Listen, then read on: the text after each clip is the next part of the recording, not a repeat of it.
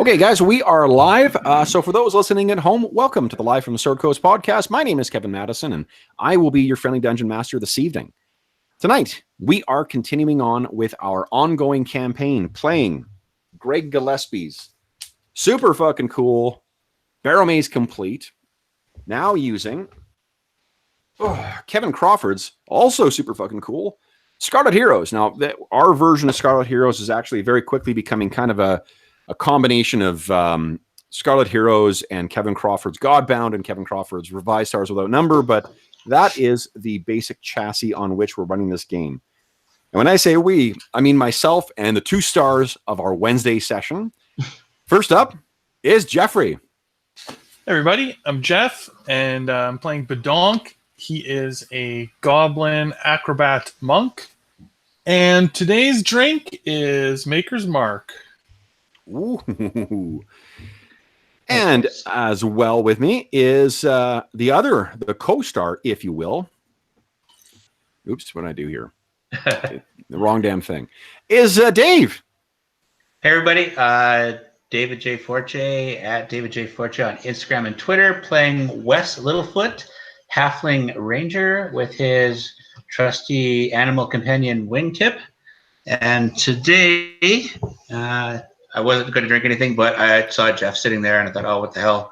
So I went out and got myself some bullet bourbon from across the room, and a little Game of Thrones mug with some eggnog or whatever. Yeah, you're getting your mileage out of your nog. Okay, I am, of course, drinking the usual really thrilling water and lemon juice. So, okay, so let's do the old camera shuffle here, guys, and then we'll talk about what happened last session. The wildly popular session of me doing gnome voices. Our least popular session ever. It really was. I think the least popular session we've had. Okay, so let's see here. But they cannot, you know what? You can't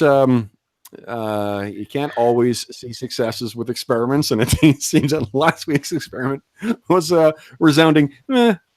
Well, for the players, that's not true. That is terrific. So we've got everyone on top here. Let me make the move your icons here over here, so I'm looking right in the middle. Now, Jeffrey, you were one of the two players who made last session. What happened last session? Oh, how do I describe it? Well, a strange airship showed up at Helix, and the evil gnomes descended upon us. And they were here to trade and sell their wares and entertain.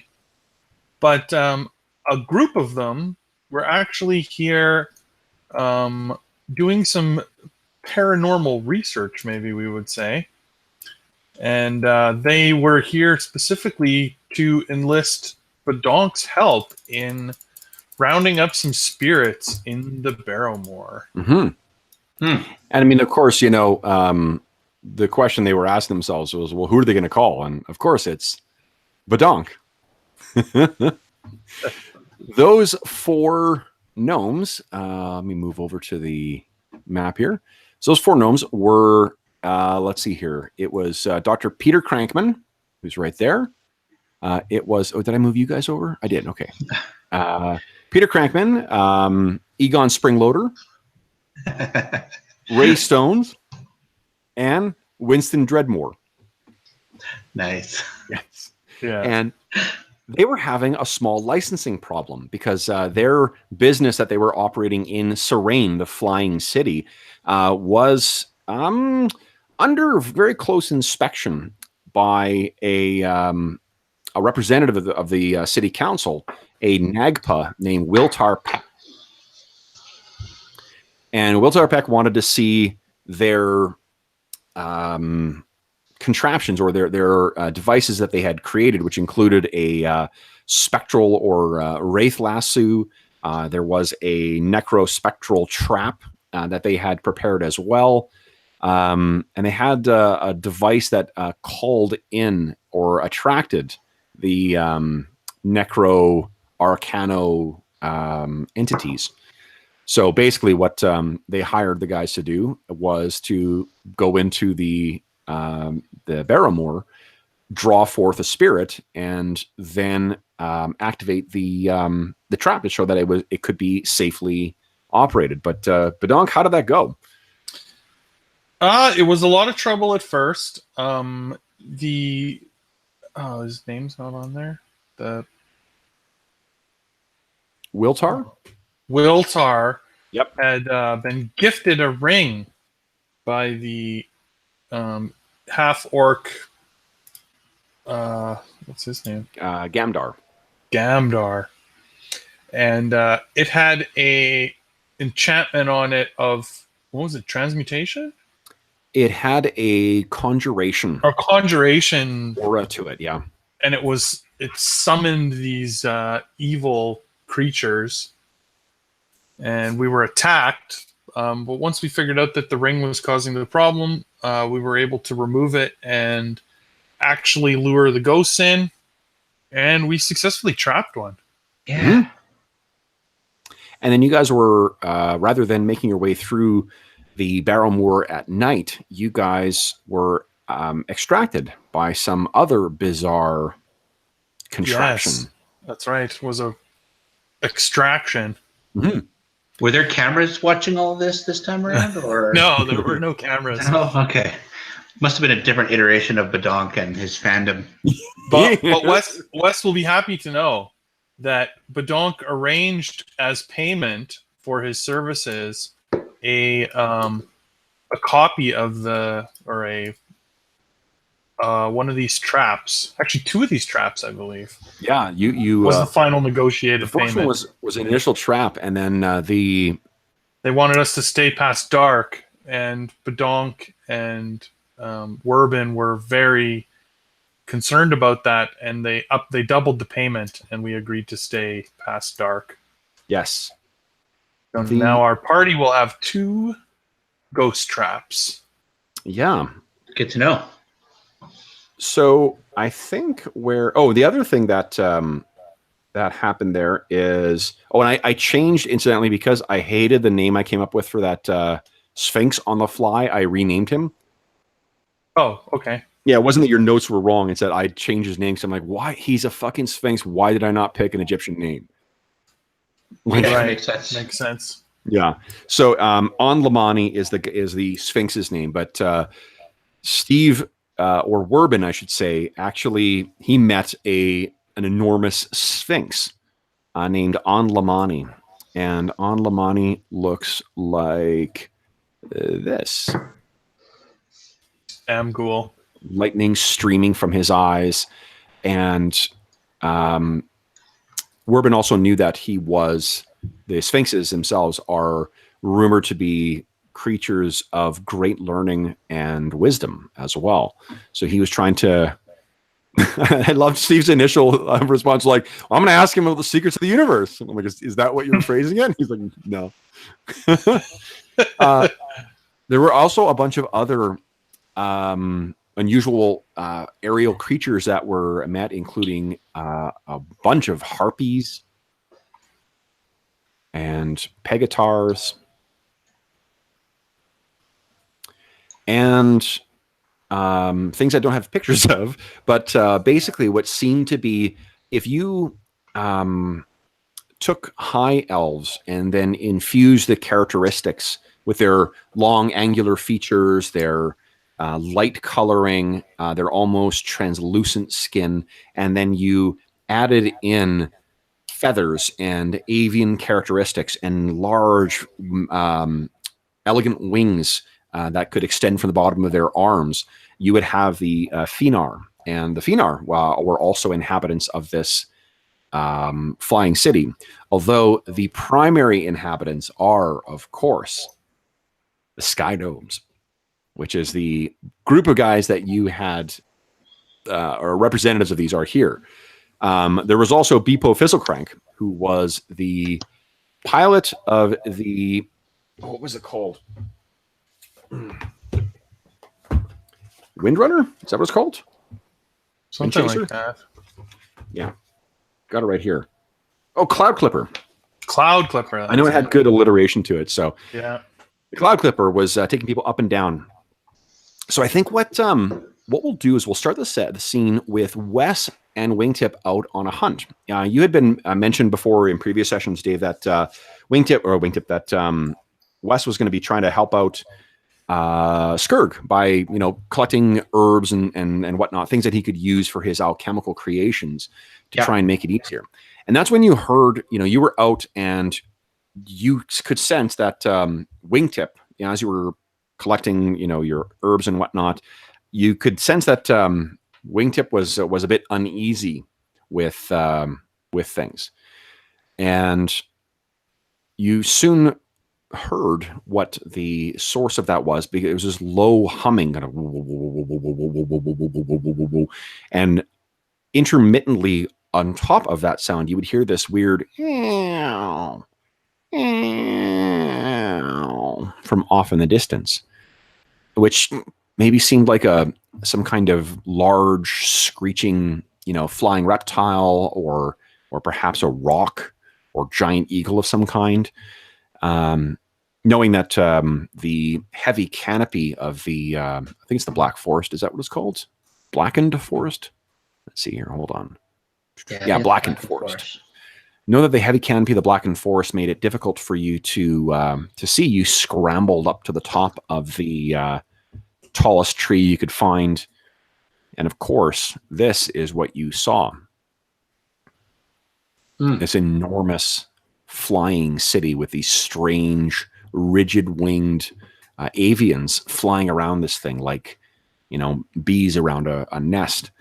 And when you made your way back to town, what you found was that there was basically, apparently, this thing was not causing people concern. It was not an invading force of any kind. It seemed to be some kind of really busy community of gnomes that had crafted some kind of magical thing that could drift through the sky. Now, do you think that there are any traits that what I'd like to do is get you to make an intelligence roll to see whether Wes has heard about this before?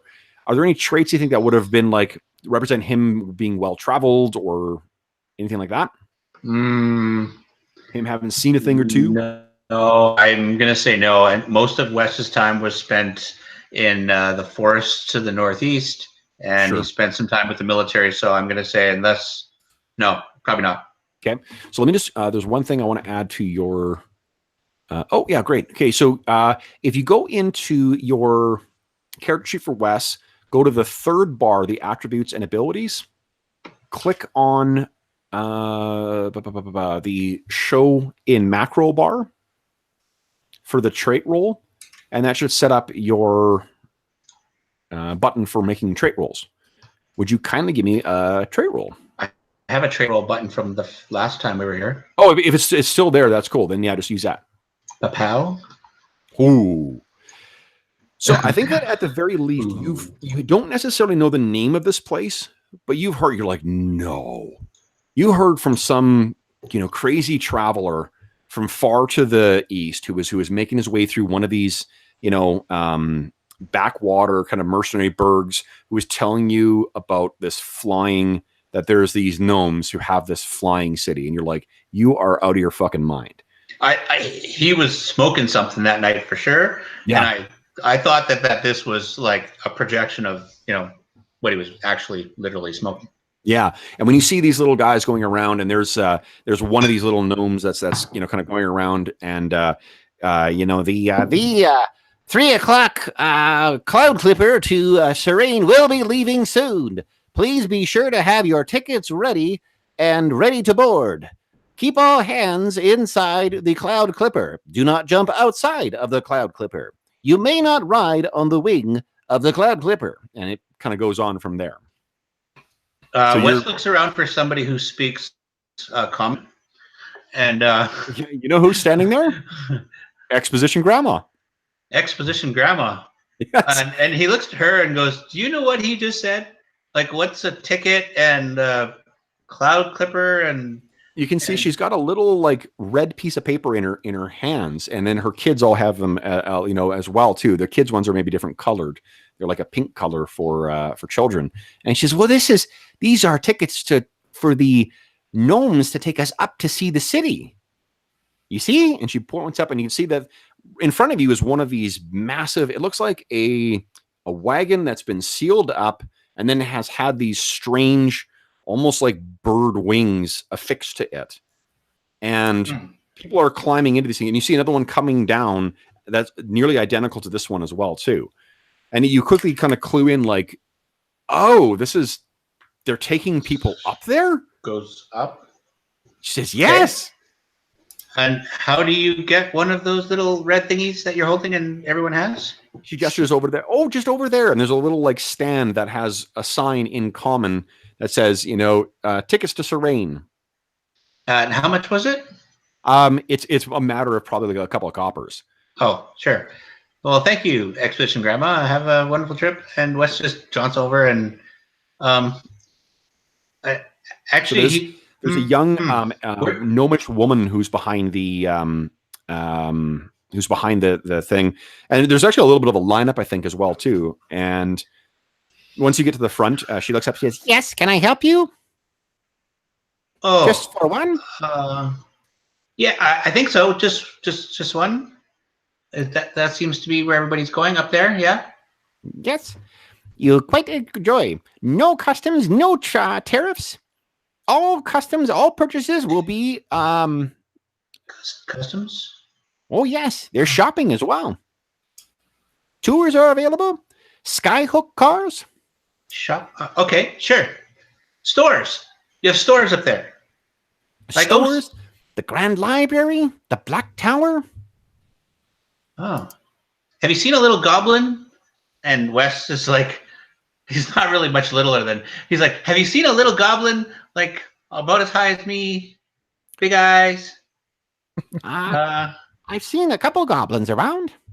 There's not too many goblins in Helix. You see one goblin kind of like in line, and for a moment you think it's Badunk. But no, and you realize he's actually a little bigger, and he's got this big mangy looking. Honestly, like at first glance it looks like a dog, and then at second glance it looks like a bald rat, and then at third glance you realize it's a goblin dog. Well, I should have probably checked out the tavern to see if Badonk and them were around before I go up, because I really don't know where anybody is. I just got back to town, so now that I've gotten to the front, I'll be back, because Wes is a little scatterbrained at the moment, and he goes running off to the calls out, "We'll be here." Okay. And he goes to the Brazen Strumpet to like find out where the heck is everybody and what the heck's going on. So as you're running into the Brazen Strumpet, you can see that there's a bunch of tables that are being set up outside by gnomes. These like collapsible things that people are setting down, and people are starting like there's a bunch of people coming down from the city as well too. So you're passing these things and you see this enormous sphinx, this thing that's like the size of a wagon, with these massive, majestic wings out back, lightning kind of playing from its eyes, like you've seen with Werbin when he's at the most, agitated. And this thing seems to be talking to a bunch of people, to a kind of a collected crowd. And for such a large and fearsome-looking creature, its face, I guess, does not. It seems like it's a furred man's face with a look of careful contemplation that plays across it. And he seems, as he's talking, you can hear his voice is deep and rich and rolling out as he speaks to everyone. And everyone's kind of, you can see people, the crowd is around him is sort of taking turns asking questions. And there's a little gnome that's going around with a little pot that's collecting money from people asking questions. So you're kind of like, what the? And then there's, a Pegator on the other side that you pass, which is basically like, imagine a full horse with a man or elf's body coming out of it, and then these massive sweeping wings. You kind of like think that there's two horses at first, then you look up and you're like, whoa, gee, God. So you go into the Brazen Strumpet, and it's a madhouse in there. Like there's a bunch of gnomes running all over the place. There is, one or two big Pegators that are sitting in the corner. There's the usual group, and there's of course Karg Barrowgut, who's kind of at his, sitting and glaring at all the activity around at his usual table a lot earlier than usual. Yeah, because usually it's at sundown when he's rolling in, pushing people in. You make a better door than a window. Exactly. or whatever it is. So I just quickly look for any of my friends. Is he Skurg or Werbin or Badonk or? Nope, no one seems to be there. Well, I'll try and just grab onto one of the girls as they're going by and say, "Have you seen any of the guys?" So you actually grab Urgrit, the redhead, and she looks down and she sort of slaps your hand away. She's handsy. Sorry, just wanted to know if you've seen any of my friends. I was out in the woods and I didn't see anybody. Skurg, Werbin, Badonk. She shakes her head and she says, "I don't know who your friends are," and she storms off. And then you hear Tacey say, "Oh, Wes, no, they're not here. Ignore her. She's having a mood." Oh, okay. Sorry about that. No. Any ideas where they might have gone? Skurg was gone early. I think he's gone, and she kind of gestures up. Up. Oh. Vax, I haven't seen in a while. She's kind of running through. The other half orc I haven't seen in quite a while. What about the goblin? He was here earlier this morning, but after that thing arrived, I haven't seen him since. I heard him muttering something about gnomes. Gnomes. Well, there's lots of those around. Okay. Thanks. I'll be back. Okay. Have a nice day. What do you want to do then? I guess I'll go up and ask around looking for Badonk. Okay. So you ask around, and it does seem kind of apparent, like you don't know, and this is not unusual for any given day. Like you guys, you guys adventure together when possible, but also every time that your player does not make the scene, I'm assuming your characters are off doing some other thing. So it's not unusual for you to not, to not be able to find someone. Yeah. So what do you think you would do then? What would you? Well, I'm kind of creeped out and kind of curious at the same time by this floating city thing. Because I'm a nature guy, and it doesn't look all that natural, but at the same time, it's kind of different, kind of unique. So I'm just gonna go up there and look around for a bit and maybe ask for about Badonk up there. There's not too many goblins around, so you buy a ticket and you wait in line, and when one of the cloud clippers comes back down, and you hear the same boarding announcement over and over again a couple of times, and then they finally get one where they're able to bring you up. And you'd think that at least 2/3 of the town of Helix and the surrounding communities has all made their way up to Serene, and then probably a good chunk of Serene has come down to Helix as well too, because they're already, those tables, by the time you finally climb into a cloud clipper, they're starting to fill up with people. And you think you even see Mazius the Magnificent, that reclusive town mage. He's actually made his way out to go and have a drink with these people, which is saying much. Like, where did he come from? And then boom, the door closes, and this thing roars and takes off into the sky. Now, you can imagine the unusual sensation that Wes is having.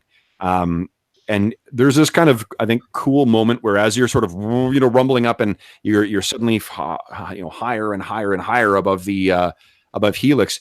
Once you're up, you're looking down, it actually looks almost pretty, because so much of the Barrowmoor itself is cloaked or choked, I should say, in those in that fog that perpetually hangs around it, that it actually looks like almost, soft flowing snow, rather than what it actually is when you're down on that level.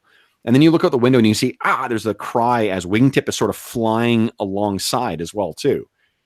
And for a moment there, you're looking down, you realize you have a flashback. Oh no, it wasn't you, it was someone else. You realize that this must be what it's like to be Wingtip.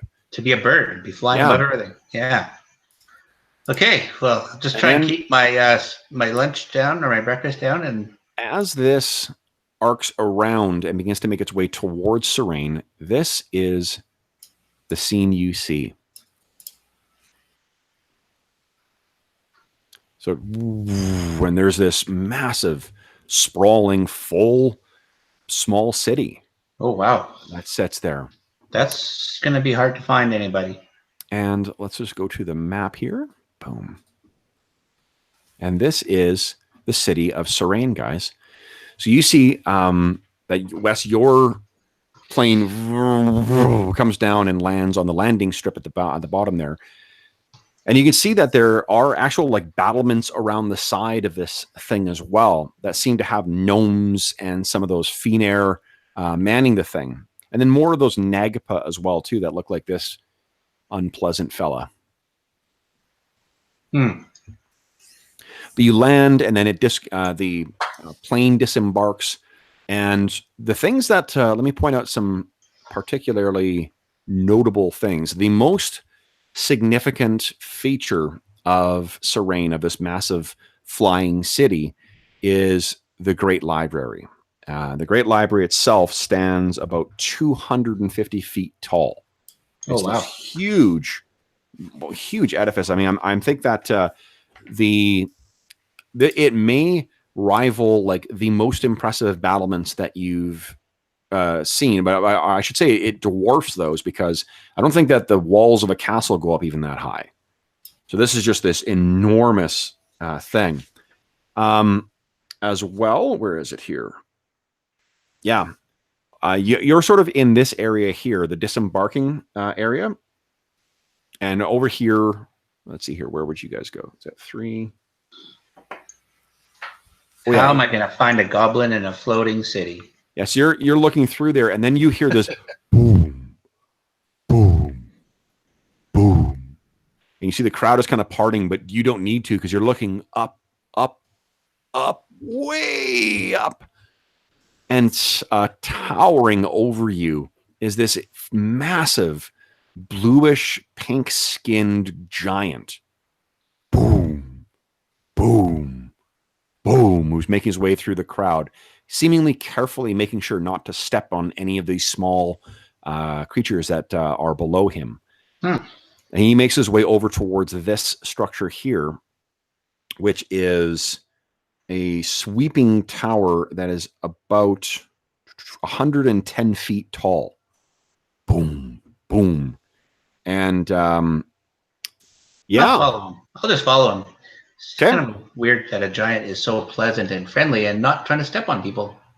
You can see as you're making your way over there, you're kind of crushed by crowds, because right here at 15, that is the Skychair Depot. And that is where you can, oh, hold on. Actually, it's immigration control, I think. That's where you want to hook on. Immigration control. Uh-oh. Yeah, number 2 here is where you would have checked in. Oh, could I have asked about Badonk the Goblin there? They say, so the little gnome guy behind there says, I don't know any of that name. Probably Welcome to Sargent. Enjoy your stay. Okay, thanks. Don't be careful not to fall. All falling is not covered by any insurance or assurance on behalf of the Sky Gnome Insurance Union. Okay, that sounds good. What do I know about Badonk? Badonk is a monk. Badonk is a treasure hunter, and he has dogs. Do I know anything about the adventure they went on last time? You do. I don't know. Actually, I don't think so. This is sort of happening during the day while they were, off and about. Yeah. Okay. Badonk ended up spending most of that day kind of scowling at gnomes. Okay. So. Well, I will just wander around. Okay. And so there is a phenomenal. I mean, if you're just wandering the city, it's just like almost overwhelming in terms of the sights that you will see. Making your way through the whole city itself is basically made to maximize as much of the surface area that it has. So, if you can picture kind of like the up and down rolling kind of back streets of like hilly Italian villages, and then you add into that cities that are where most of these buildings are built 2 and 3 and 4 stories up with balconies that walk around or near them. So it's just a incredible maze almost to make your way around this thing. Let's see here. What are the other? The Great Library, of course, is one of the places that is free for anyone to go to. There is the Museum of Gnomish Crafts, which you can attend. There are the Glitter Steps here, which is you go there and the steps ascend 800 feet, but you don't actually have to climb. You simply have to will yourself to ascend and descend, and then you're whisked along by a gentle air current, rising or lowering. There are the Tumbling Fields as well, which is basically a area of zero gravity. Well, Badonk likes to drink. Maybe I'll try and find a place to wet my whistle. Yeah, sure. So there is actually where's that tavern? Tavern is... Granted, he drinks small Sky cups. Pilot. So it depends. The number 9, right over here. Depends if you want to drink with the members of the Top Ballista Academy. If you want to drink with pilots, you're going to go over here. If not there, then where is it?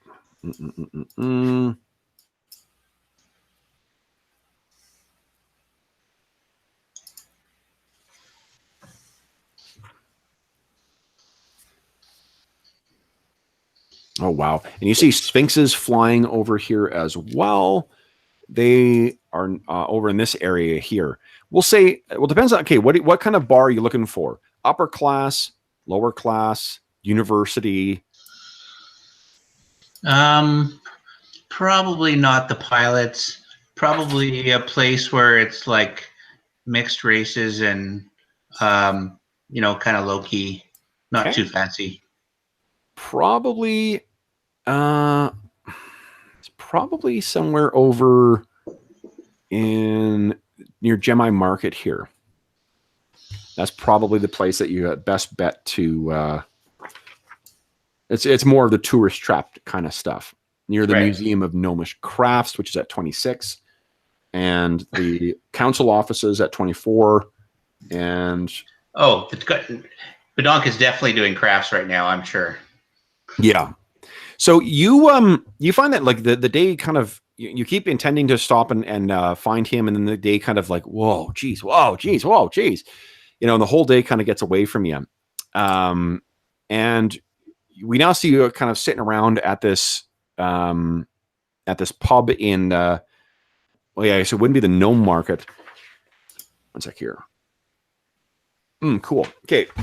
And that's when you make your way to, or rather, you're sitting there and kind of like seeing this.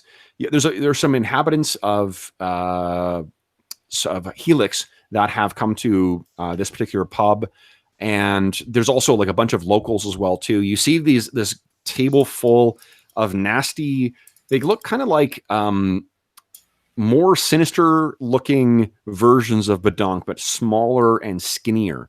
And if you ask someone what they are, you are told that they're gremlins. But the waitress assures you, don't worry, they're the good ones. They're our gremlins. Meet the bad ones. She shakes her head. No, you wouldn't. And she kind of leaves off. And they're kind of like all kind of fighting with each other in the corner. Everyone seems to ignore them though, or at least not call any extra attention.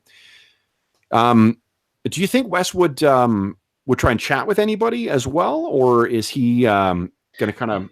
Maybe he asks some folks from Helix because they might know who Badonk is and they might have seen him. Sure. So you ask around there, and they sort of, they say they haven't seen him yet. And then what I'm going to say is that because we have established that Wes notoriously cannot hold his liquor, he's like, well, I'll just have one. And the next thing we know that it's much, much later, and you're still at your table and you're talking to some people. Like there's maybe a Nagpa or two that you've decided to ingratiate yourself with, and you're kind of talking to them, and they're like, and talking in their own squawky language. And you're like, exactly. And we sort of hear this, the binging of the bell, and you look over and you see Badonk making his way in, accompanied by 3 pale-skinned gnomes and 1 darker-skinned gnome. They seem to be dressed in these kind of brown, kind of like leather jumpsuits, to be honest. And you're like, oh, there he is. Badonk! I've been looking I kind of looked all over for you, but then I didn't. I thought I'd have a drink, and now I'm sitting here, and you're here, and obviously I looked in the right place because this is where you are. Wes, buddy, with those 2 Nagpa. And what's happened to my new friends? I see you're enjoying the hospitality of our strange gnomish friends. Good. It's... Yep.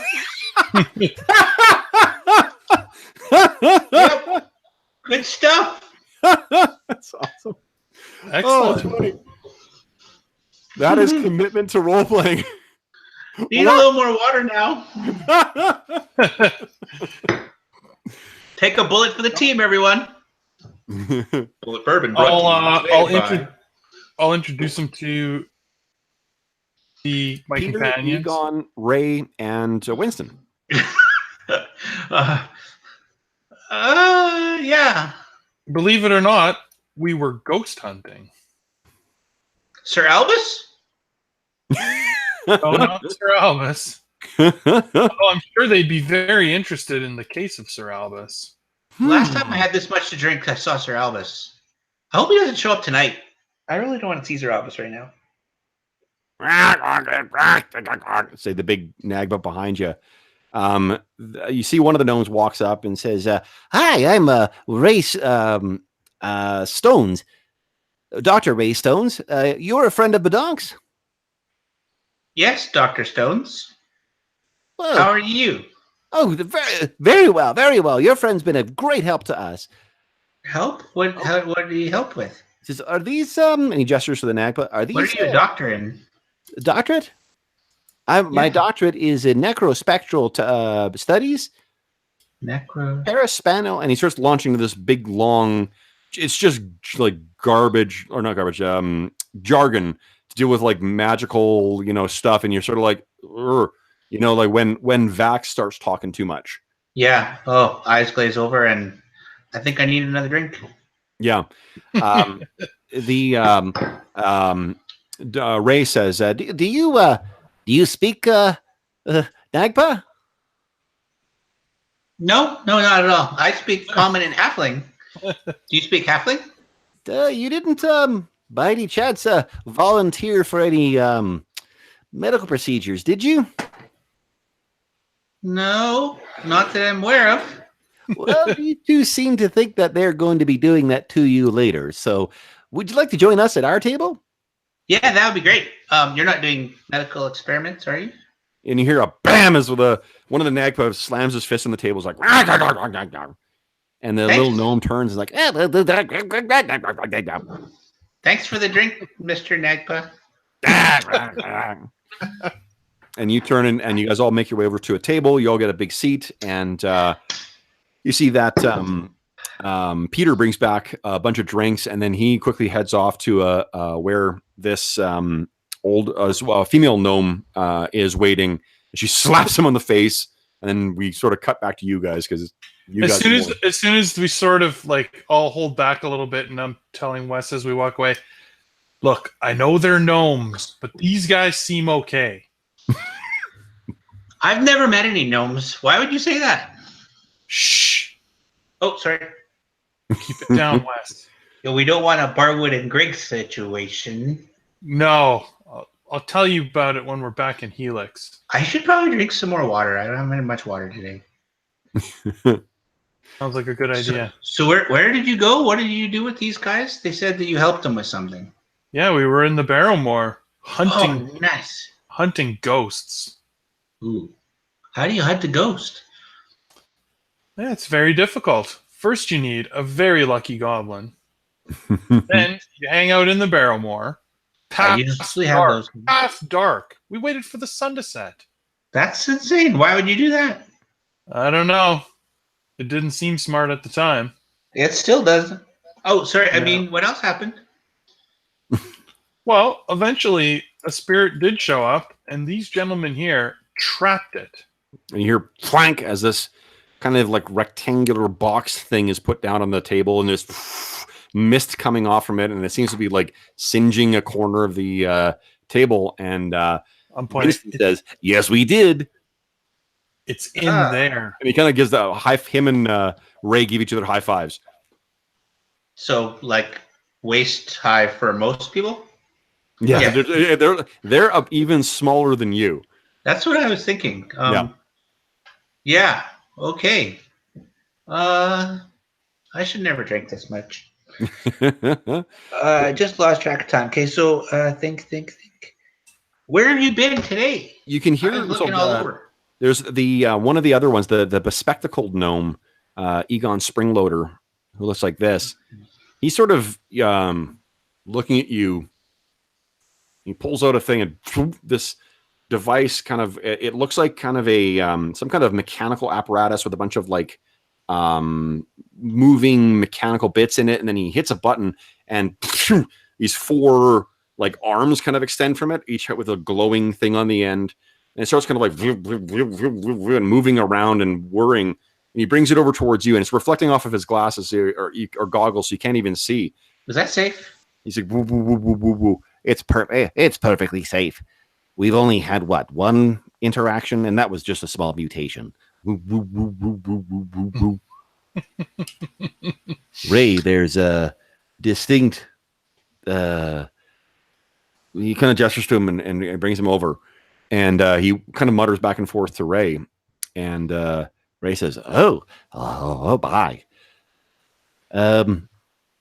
Badonk, could we have a word quickly? And Ray kind of like, he waves at you, and Egon gives this and completely unconvincing, like someone who doesn't smile properly. He just bares his teeth at you and sort of grimaces his face and goes, eh.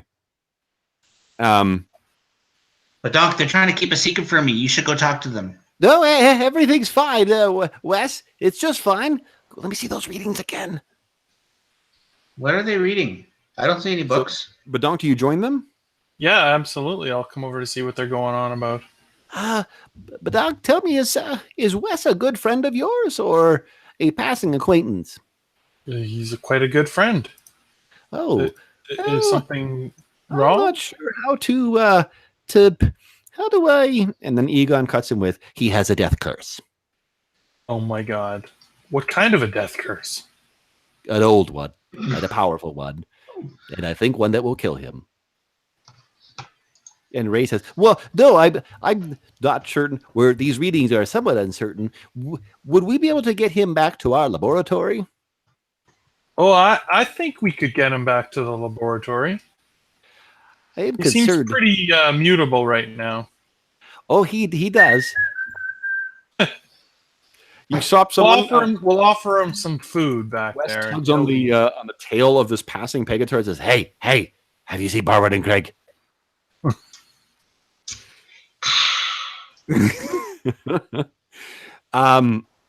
She's Barwood and Craig. What would they be doing here? The last place you'd expect them. I don't know why I did that in a gnome voice. So, Winston comes over and says, what's the problem here, guys? Then Ray says, well, we think that Badonk's friend might be cursed. And Egon says, he is cursed. And Ray says, well, we think we might be able to lift the curse. And Egon says, or kill him. Badonk, what are you doing? I would greatly prefer that we don't kill him. Ray says, well, there's a pretty good chance that it won't kill him. Egon says, it's about a 12. And Ray says, no, we really just could start with some readings first. If we fully understand the nature of the curse, that might actually help us. All right. So what do you do? Well, go talk to Wes. Okay. So Wes, what do you say? Hey, Badonk. These gentlemen think that there's some readings that they'd like to show you back at their lab. And How's that Egon's sound? standing behind Pretty him with the exciting? thing spinning around. But they said there were not going to be any medical experiments. They even told me that those guys over there were going to perform some. As soon as you No. point, The The not Nagpa metal looked back. experiments. The Nagpa looked back and like, See? No, not medical experiments. You'll be fine. Okay. Yeah, I think we should probably leave anyway. I heard that Barwood and Greg were here. Mentioned them. I can't remember. Yeah, that wouldn't be good. Let's go with our new friends, the gnomes, back to their lab. Sure we can trust them? Well, so far they've been trustworthy. Don't worry, I'll keep an eye on them. I rarely trust anybody shorter than you. Well, that's a good plan. Most so cases. as you guys leave, Peter stays behind at the bar. Winston does as well too. We'll say just Egon and Ray are going to come with you guys. And as you are as you guys leave, now that it's dark, one of the things you notice is that this place is not lit by flickering lanterns or by torches. There's this unusual steady lighting. Like all their lanterns have a steady amount of light coming from them. It's almost as if there's something, you can't quite place it, but there's something odd about it. It's almost like daylight being cast from these lanterns. Mm. You make your way winding through, and at night this place looks even more amazing. And while far below you, the town of Helix is no doubt shrouded in the mists rolling in from the moors. Up here, above you, are beautiful, star-filled, clear skies. Mm. So you make your way through Helix, past the great library, which looms above you guys. Badonk, this is just like, I'm not sure you've seen a building this big. It's very, very impressive. Mm. And they bring you down to where the gnome quarter is, guys, down over here. And their building there is about 3 stories, and it seems to have some big doors, almost like a barn leading into it. And inside there, you see that same bizarre flying contraption that you guys saw before. Looks very much like the Cloud Clippers, but without those big, at least not as big wings on the side, and some weird kind of propeller things on the top. It's all painted white with red accents. You see, someone roll something or someone message something? I think so. Oh. Wes wants a light. Yeah. So as you make your way in there, you walk past the flying copter and or the flying machine there, and you can see it has the name written on the side, Ecto 1. So you're led in the back and into their laboratory, and the laboratory looks like something more out of like a turn of the century Frankenstein film than anything. There's like, weird arcing implements that are sort of going around. There's like a Jacob's ladder kind of thing of kind of going up. You pass like a thing that makes like a theremin kind of sound, and you're brought in the back, and then Egon and Ray hook Wes up to this enormous helmet thing that begins to, and then they're operating some machinery in here to get things going. And as they're doing this their tests and whatnot, Wes, none of it hurts. It's just weird. So they finish up, and then they head over to you, Badonk, and they say, "Well, we've confirmed it. Your friend is cursed." And Egon says, "Have you been near any curse-like locations lately?" Well, have you been into many barrows in the Barrowmoor? Could be any number of curses there. Did you upset a banshee? Not that I know of. We were maybe... Did you kill the seventh son of the seventh son? Definitely not. Did you obtain any cursed weapons, armory, or lockets? Well, now that's possible. We've definitely been picking up items and using them. Badonk, why don't you give me a... Let's see, I want to see whether you've noticed. It'll be a wisdom check for sure. Is there anything where you would be like tracking any trait that would aid you in noticing small little mannerisms, like when someone got a haircut or, right, someone's wearing lifts or flats or something like that? How about him noticing when certain treasures are acquired and anything that changes after that? Yeah, I mean, I have Lucky Looter, so I would probably actually know all the items we've picked up, but I don't know if I would notice. I don't know if I would have noticed. Well, let's let the dice decide. So give me a wisdom check, and you can add your Lucky Looter trait to that as well. Okay, so my wisdom is... You'd be mentally calculating everything that's going on, or everything that's coming in and out of the party. So what is that, 2d8? 2d8, please, yeah. Do you have your, what do you call it, your trait roll thing there? Oh, yeah, I think I did actually turn that on. For this campaign too, guys, I'm cool with if you want to roll actual dice, because that's if you want to see each other's dice results, I'm fine with that, with just rolling in here. But because of the trait dice and whatever else, you can feel free to roll, your roll actual dice in this. I trust you guys to not cheat. Real dice. I'm looking all over my character sheet. It's on the nice. On the window. The screen of the yeah. Okay, great. So then, what's your wisdom bonus? 0, but my Lucky Looter is +2. Well, George, one of our regular viewers, so George has said he's waiting for the appearance of Lewis, Gozer, and a huge marshmallow golem. Marshmallow golem, yeah. Stop spoiling the next session, George. Yeah, so you know what? You're thinking about it, and do you remember, this is Jeff, me speaking to Jeff, do you remember how Wes kept grabbing that owl amulet he found? And then how Wes claimed that thing rather than the hammer on that one expedition? Right. Yeah, yes, he's been really weird about that, and he wouldn't take it off. Right, he hasn't really let anyone else look at it. No, I would know. I would definitely note that, because taking a look at the treasure we found would be something that Badonk would always ask people, like, "Hey, can I see that shield you got or that sword you got?" Yeah. And so, if he's not letting people see it, I would have taken note of that. Well, I like see it.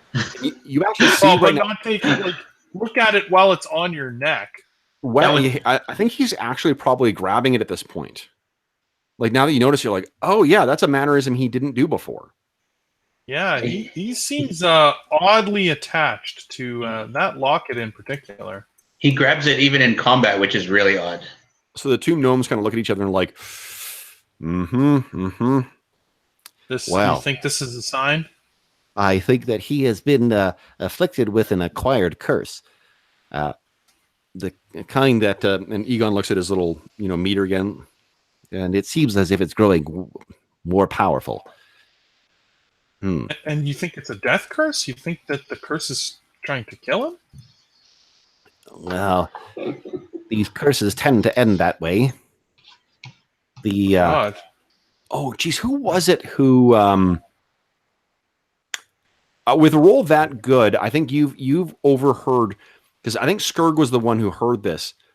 Skurg went and he tried to get it from West to get it appraised at HHR Huff and Puffs. And when Skurg, I think it was Skurg, he's either Skurg or Vax, they spoke to HHR Huff and Puff, and he was like, oh yeah, there was someone else came back with something similar from the Barrowmaze, and they took it off him at night so I would appraise it, and then he murdered all his friends, and they found, the watch found him the next day trying to break into HHR Huff and Puffs to get that thing back. Oh, goodness. Yeah, so they had suggested to Vax to not just take it away from him, but that it's something that needs to be addressed. And then nothing came from that afterwards. I think you guys got distracted by other stuff. Right. But you've probably heard about that, Badonk. Now you're putting two and two like, oh, God, of course. Right. Oh my goodness. Yes. This is much trouble. Do you think you'll be able to help us remove it? No, you can't help. Yeah. No, you can't. No, you can't help. Dave, you are on fire tonight with your role playing, man. So he says, Well, I don't think that we have the apparatus to properly break the curse here necessarily. And Egon says, well, I could. It'll just kill him. Oh, no. And he says, I've got the cables in the back. I could just. And Ray's like, oh, Egon, just hold on. There are.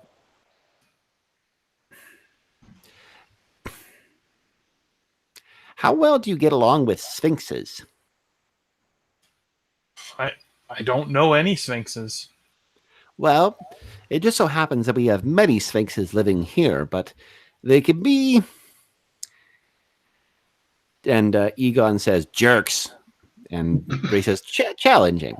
They have a peculiar way of looking at the world, and they don't tend to trade in just money. They trade in secrets and riddles and games. Okay, well, I don't know any secrets. Well, that's the thing. They don't always ask for the same thing. They often ask for... they can be a little unpredictable. But you see, female sphinxes are quite powerful and are certainly capable of dispelling curses. Oh. So if we could get a sphinx to agree to assist, I think it would be a small matter for her to dispel the enchantment that's bewitched your friend. Egon says, I have my cables. No, I like the sound of this sphinx plan. Egon seems really disappointed.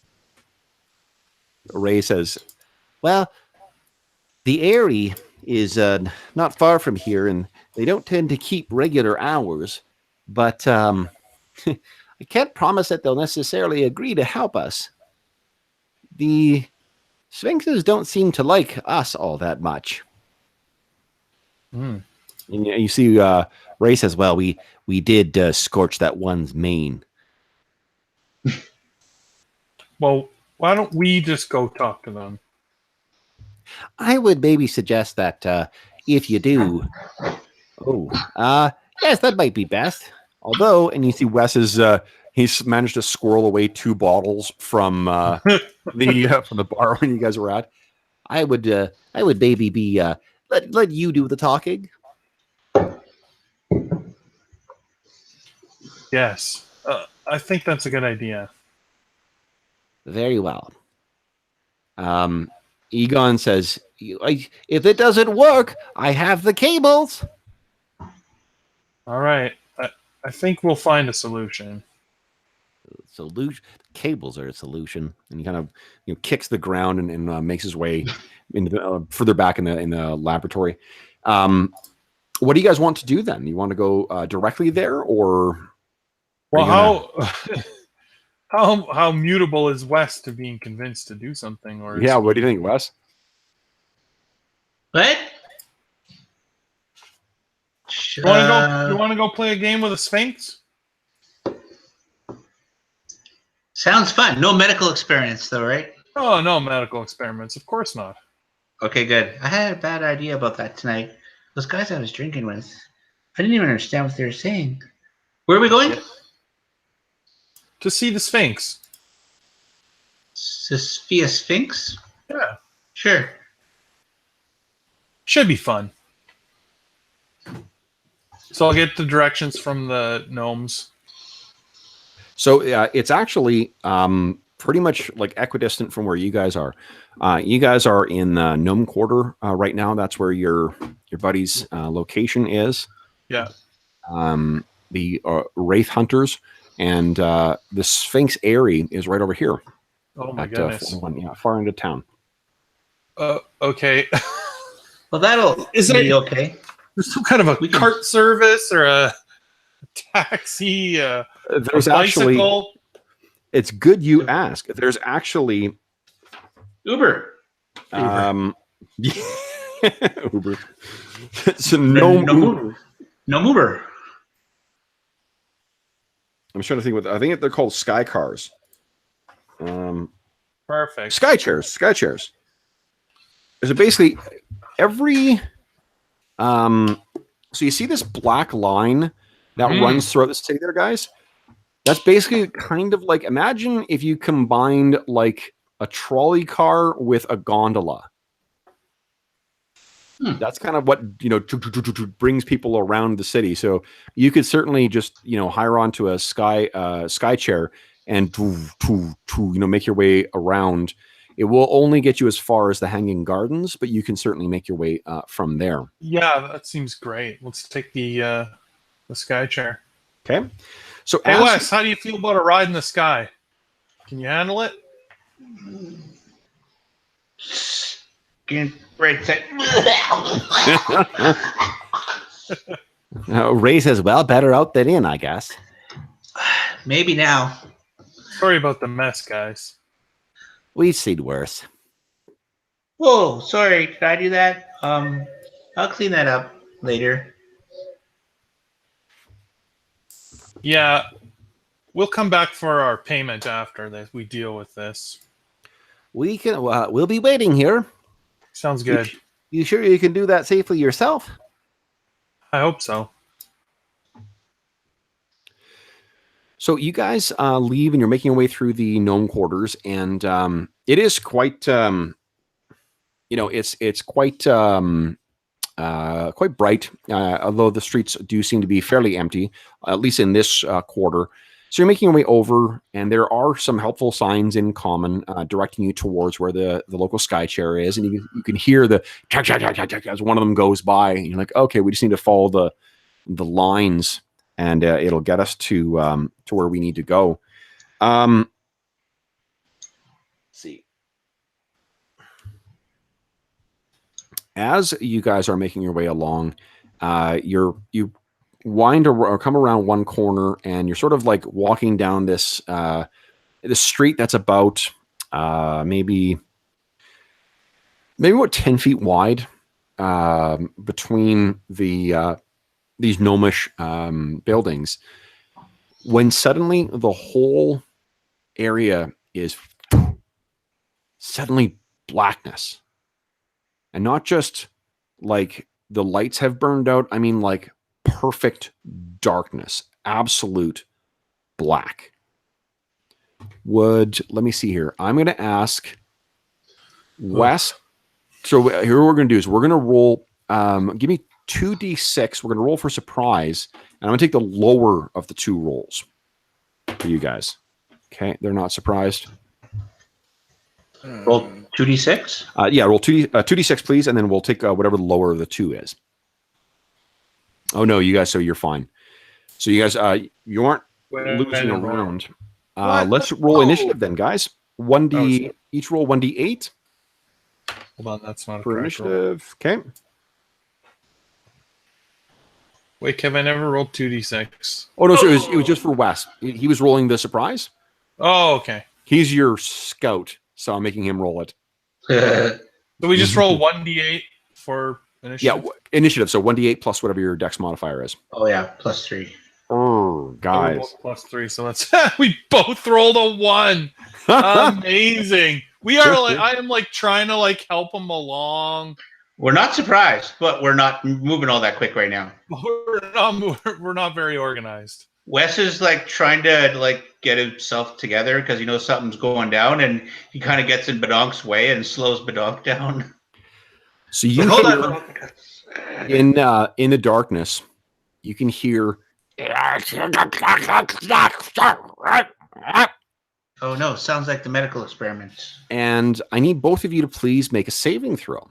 So this will be a wisdom saving throw, and you do get to add your your dex modifier. Not dex. One of your traits if it's appropriate.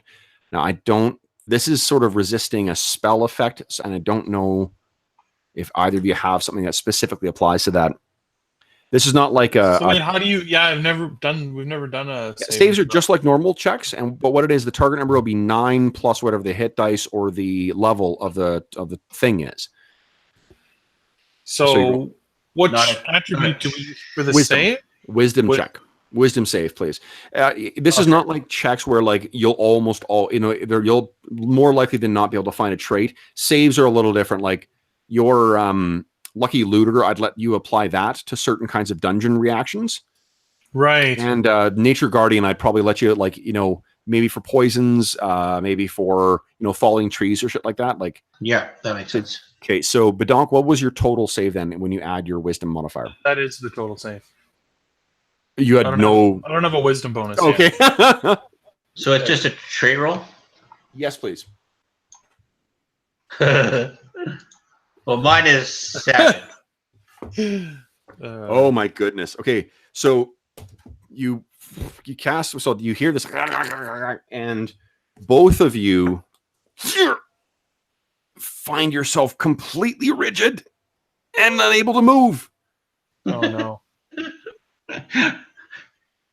Okay, let's see here. I'm gonna roll for each of you. Oopsies. Man, D4s do not roll well. Okay. Now, this will give us an opportunity to point out another mechanic from Scarlet Heroes. No, it's not the death save. This is because you guys are super heroic. There's a feature called Defying Death in this. And normally it's only for like when something kills you, then you get to make trigger Defy Death. But what I'm going to allow it to do is also kind of represent extra effort. I'm not going to be treating hit points in this game like it's not you being battered down, it's you being exhausted until the point where an injury actually sticks.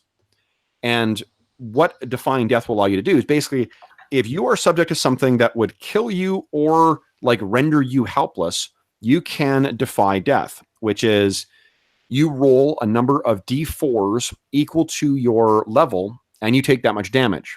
And then whatever it was affecting you doesn't affect you. But the next time you defy death is D6s, and the next time is D8s, and the next time is D10s. Next time ever? Until I think you gain a level.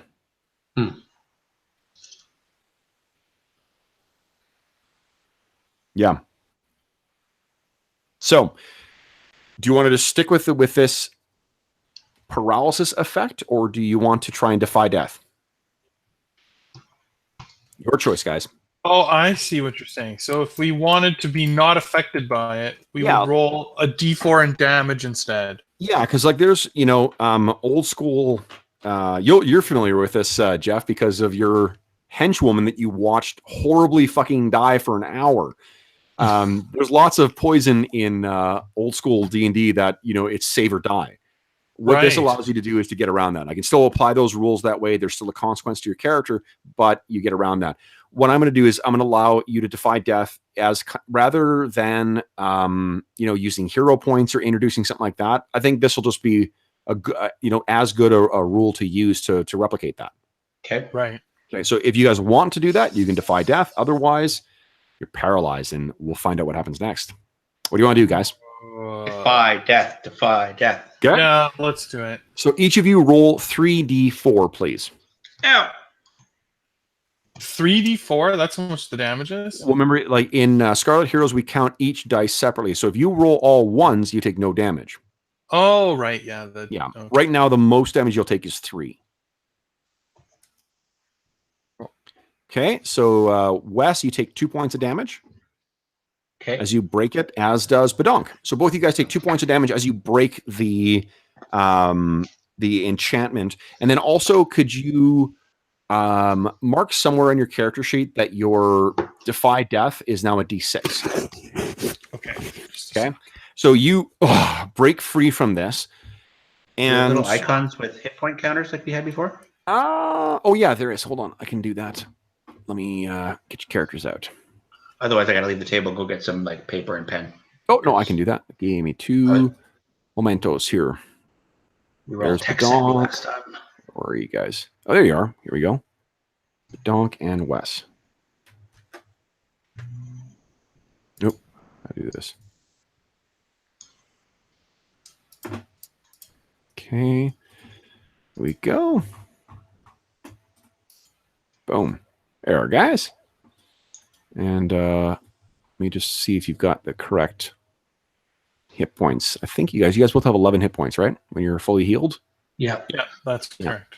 And I don't think... Oh, Badonk, you would have had an opportunity to heal 2 points by bandaging and so forth afterwards. So I think you would have been at 11. So you're now down to 9, and Wes, you're down to 9 as well. I think that's what I had. Yeah, you're right. You got yours at 9 right now. Yeah, okay. So, you spent some resources, so it's still. What would you guys like to do? You can't see anything right now, but what do you want to do? Stop supporting Wes, and your financial aid is cut off, Wes. That's it. You're cut off, and Badonk will take his. Let's see, which stance will he take? Did you take the names of them on here that we came up with? The slashing. It should be in the PDF. Wait, did I not send you guys? There they are. Yeah. No, I have it. I think he'll take the boxer pause stance. Nice. So you. Yeah. Okay, so you're in boxer paw stance. I'm going to say that doesn't take you an action. You can just freely do that. Okay. Yeah. Well, then I'll spend my action surveying the area and trying to see what's here. I don't think you can see like this, even though you have dark vision. This dark seems even. It seems impervious to your senses, which is unnatural, obviously. Right. What you could do is spend the full round to try and, I think maybe sense something. If you're trying to train your keen goblin ears, maybe. Right. Use my goblin senses and see if I can hear something. Yeah. That's a good idea. Okay, so that'll be a wisdom check, and then I'm not sure what else. You have a trait that would be... Yeah, I have goblin senses. Oh, nice. Okay, yeah.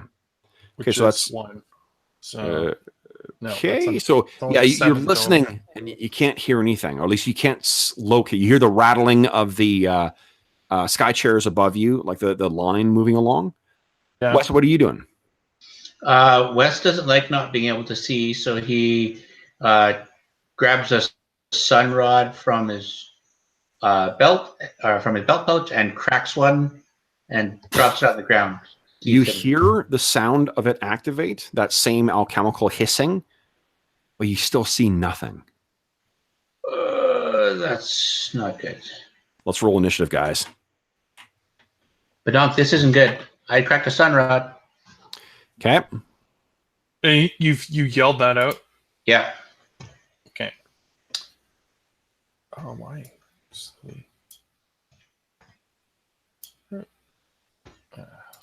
do this. Is there an actual initiative button? I don't think so. Not on this. Okay. Okay. 9. Nice. Let's do this. 2d8 plus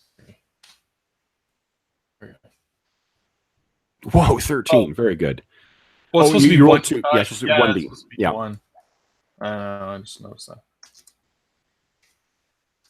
Yeah, it's pretty hard to roll 13 on. But it's still a good roll. Still a good roll. Okay, great. So then, Wes, you're up first. What are you doing? You know what? Badonk, we gotta go. You not be able to see. He's been here before, chasing that hunter or huntress.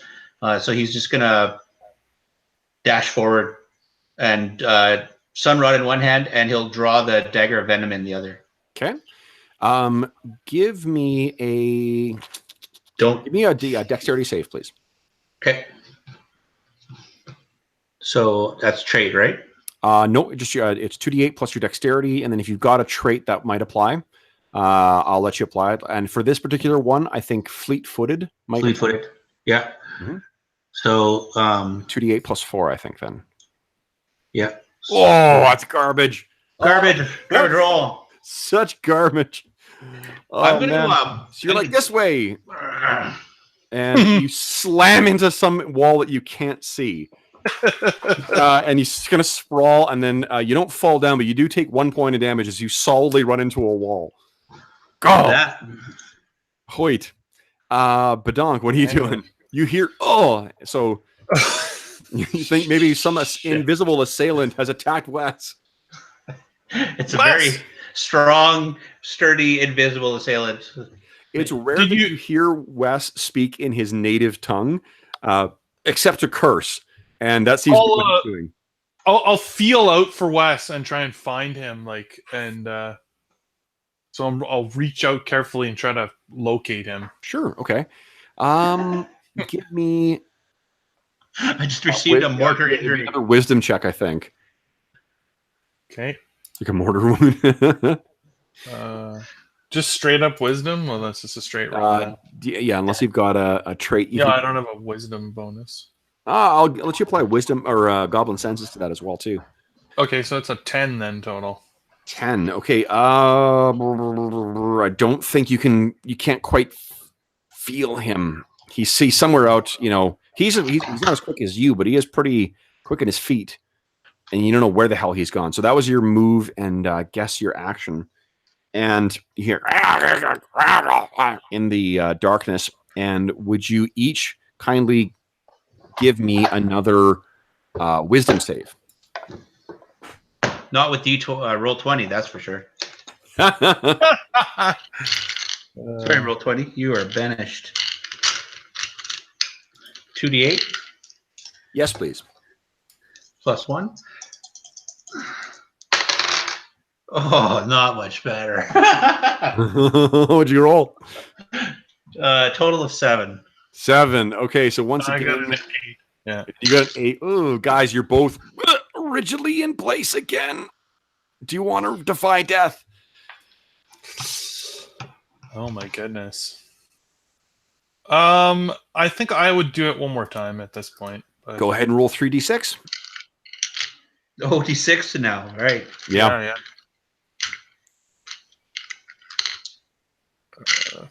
Trying to determine which dice are going to be cursing me tonight. Mm-hmm. Being banished forever. Yep, it's only 3 points of damage. Oh, fuck. Did you roll 3 6s? No, but I rolled a 4, 5, and a 6. Ooh, so that's 4 points of damage for Wes. Oh, this is a real exercise of will to break this for you. That's the end of the turn then, guys. Let's roll initiative again. 4 points of damage? Oh, wow. Yeah, it's no joke. Like, Defying Death it's easy to do at first, but as you get progressively higher up, do it more times. Oh, yeah, Wes is fucked up right now. Jeez. Okay, so we got Badonk on 11. Wow, for initiative. How'd Wes do?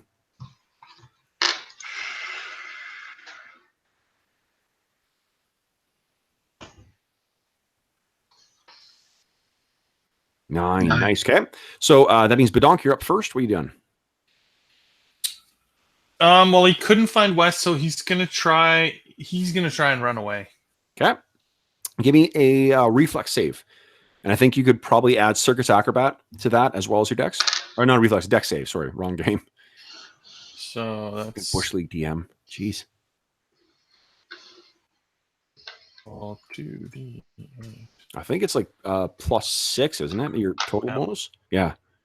Holy yeah, no problem. You kind of like invisible parkour out of the when you're out, and you find that actually you suddenly find yourself, your little beady red eyes are blinking because you're out of this darkness.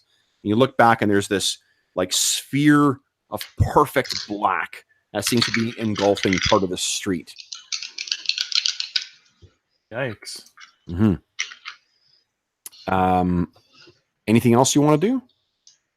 I'm gonna look around, like, try and observe and see if I can see like what's causing it. Like, watch it to see if there's someone You can aiming spells into it, or you look around, and you see that atop what it's sort of like one of these walkways that cuts across. You see this. I'm using Wiltar's picture, right? but It's not actually Wiltar. No, it's not actually Wiltar. It's just that's the coolest picture of a Nagpa that I could find, and I don't want to use actual Skeksis. So, Darfling.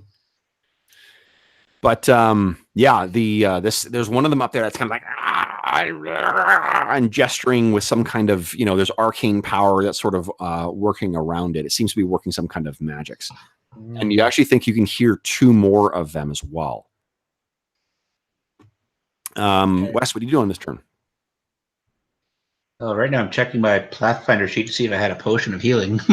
Oh, it'll be any equipment that you had will be on your Scarlet Hero sheet. I did not then. So my Scarlet Hero sheet says I should follow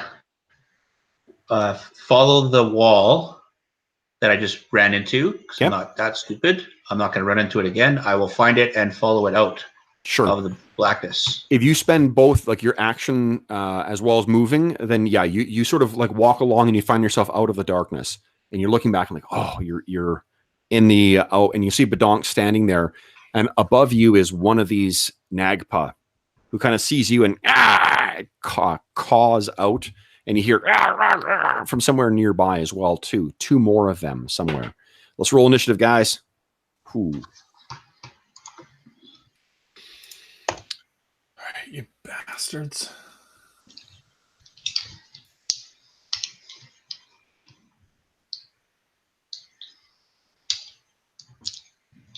Ooh, nice one, Badonk.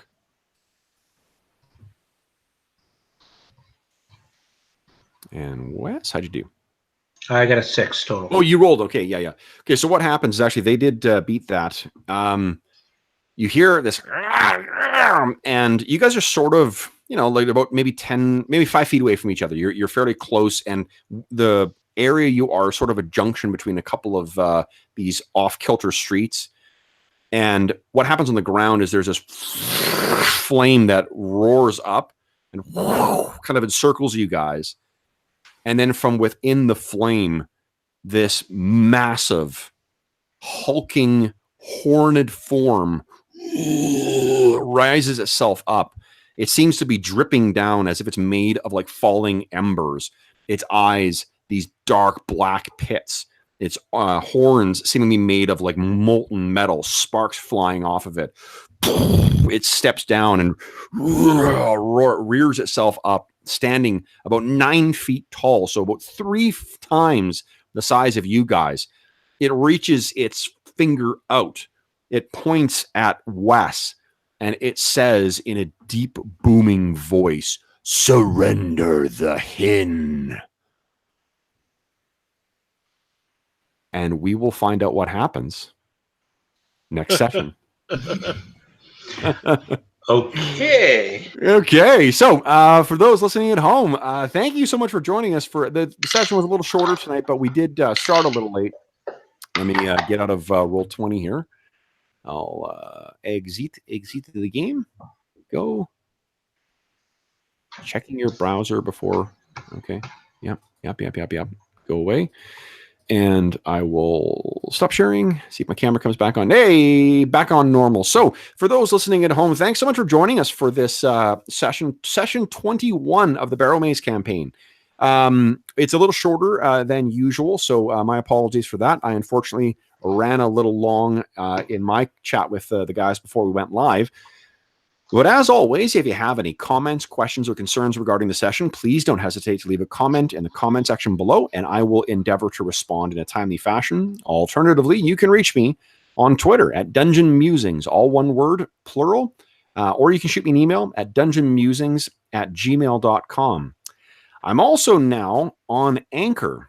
So if you don't get enough of the melodious sound of my voice, you can feel free to find me on Anchor and on Stitcher at the Dungeon Musings podcast. So you can also reach me there and leave me a voice message if you are so inclined, and if you've downloaded the Anchor app. Also, you'll notice at the bottom of this description, or the description of the video, I should say, there is a link to the Heroes Save Villages campaign. This is the charity fundraising campaign that we're running on the channel. And this is something where we've paired up with the SOS Children's Villages International Charity. There's a bunch of different cool options you can find there for making donations, including me running a session for you and your friends, or you and my friends. We've run one of those so far. We got another one coming up very soon.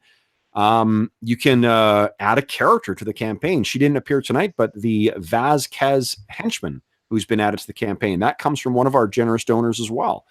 All money donated goes directly to the SOS Children's Villages International Charity. None of it's chewed up by me or any other kind of bureaucratic apparatus.